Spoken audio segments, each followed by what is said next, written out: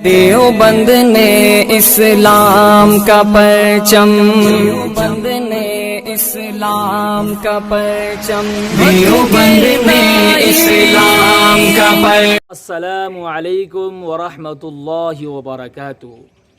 بسم اللہ الرحمن الرحیم۔ حاضرین گرامی، آپ حضرات کی خدمت میں طلاق دینے کا صحیح طریقہ کیا ہے وہ پیش کرنے والے ہیں۔ عام طور پر لوگ طلاق دینے کے اندر غلطی کرتے ہیں، غلط طریقہ استعمال کرتے ہیں، وہ طریقہ استعمال کرتے ہیں جو شریعت کی نظر میں غلط ہے، صحیح طریقے کو چھوڑ کر غلط طریقہ استعمال کرتے ہیں۔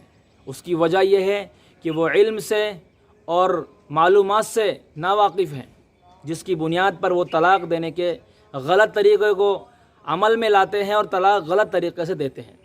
حاضرین گرامی، طلاق دینے کا ایک غلط طریقہ تو یہ ہے کہ عورت جب ناپاکی کے زمانے میں ہو تب طلاق دی جائے۔ کسی مرد نے اپنی عورت کو جب وہ ناپاک تھی اس میں طلاق دے دی، تو یہ طلاق دینے کا غلط طریقہ ہے۔ صحیح طریقہ آپ کو بتلائیں گے۔ دوسرا غلط طریقہ یہ ہے کہ ایک ہی مجلس میں جہاں پر بیٹھا ہوا ہے یا ایک بار میں 3 طلاق بولنا، اس کا رواج ہے۔ عام طور پر لوگ ایک سانس کے اندر 3 سے زیادہ کئی مرتبہ طلاق بول جاتے ہیں، ایک بار میں طلاق دے دیتے ہیں۔ اتنا ان کے ذہن میں اور ان کے سر پر غصہ سوار ہو جاتا ہے کہ ان کو اس بات کا پتہ نہیں رہتا ہے کہ ہم کیا کر رہے ہیں۔ حاضرین کرام، یہ طلاق دینے کا غلط طریقہ ہے۔ 3 طلاق کا ایک بار بولنا یا ایک سے زیادہ 3 طلاق کا بولنا یا ناپاکی کے زمانے میں طلاق دینا، یہ غلط طریقہ ہے۔ لیکن اگر کسی نے اس طرح طلاق دیتی ہے، 3 طلاقیں ایک بار میں دے دی ہیں، تو وہ 3 طلاقیں پڑ گئی، اب وہ عورت اس کے لیے ہمیشہ کے لیے حرام ہو گئی۔ اب اس کے پاس وہ اس کے ساتھ نہیں رہ سکتا۔ اسی طریقے سے اگر کسی نے ناپاکی کے زمانے میں اگر طلاق دی ہے تو وہ طلاق ہو گئی۔ اگر اس نے 1 طلاق دی ہے تو 1 طلاق ہو گئی، اور 2 طلاق دی ہے تو 2 طلاق ہو گئی۔ لیکن یہ طلاق دینے کا صحیح طریقہ نہیں ہے۔ صحیح طریقہ کیا ہے طلاق دینے کا؟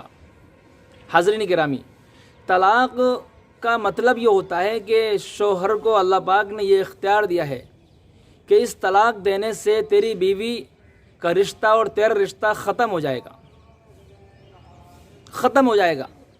اور انسان طلاق دے کر یہی چاہتا ہے کہ میرا اور میری بیوی کا رشتہ ختم ہو جائے۔ میں اس سے پریشان ہو چکا ہوں، اس سے عاجز آ چکا ہوں، اس کو سمجھا لیا، ہر طرح سے اس کو منا لیا، نرمائی سے اور ڈانٹ ڈپٹ سے، لیکن یہ اپنی حرکت سے، اپنی غلطی سے باز نہیں آتی، میرا اس کا نباہ نہیں ہو سکتا۔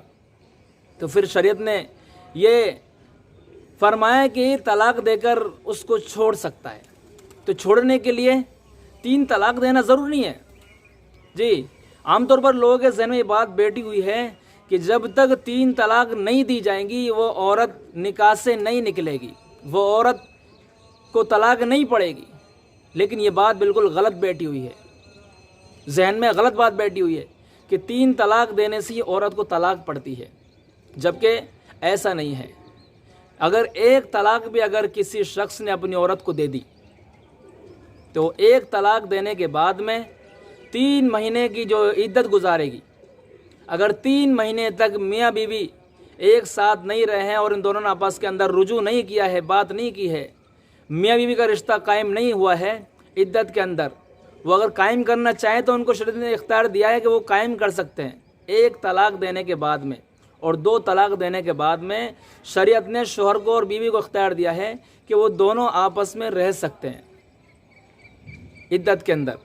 لیکن اس صورت میں جب 1 طلاق دی ہو یا 2 طلاق دی ہو تو جو 3 مہینے عدت گزارے گی، ان دونوں کو اختیار ہے کہ وہ ایک دوسرے کے پاس میں رہنا چاہیں تو رہ سکتے ہیں اور چھوڑنا چاہیں تو چھوڑ سکتے ہیں۔ لیکن 3 مہینے عدت گزرنے تک آپس میں کوئی ایسی بات نہیں ہوئی ہے، نہ تو عمل کے ذریعے سے اور نہ بات کے ذریعے سے، تو پھر 3 مہینے کے بعد میں عورت کا نکاح ختم ہو گیا۔ 3 مہینے عدت گزرنے کے بعد میں اس کا نکاح ختم ہو چکا ہے۔ اب وہ بیوی الگ چلی گئی اور شوہر الگ چلا گیا. اب عورت کو اور شوہر کو دونوں اختیار ہے، وہ چاہے کہیں نئی جگہ شادی کر لیں، کہیں نئی جگہ رشتہ کر سکتے ہیں. تو ایک طلاق دی ہے، 3 عدت یعنی 3 مہینے عدت گزرنے کے بعد میں وہ عورت الگ ہو گئی اور شوہر الگ ہو گیا. وہ الگ نکاح کر سکتا ہے اور یہ بیوی الگ نکاح کر سکتی ہے. اسی طریقے سے 2 طلاق دی ہیں.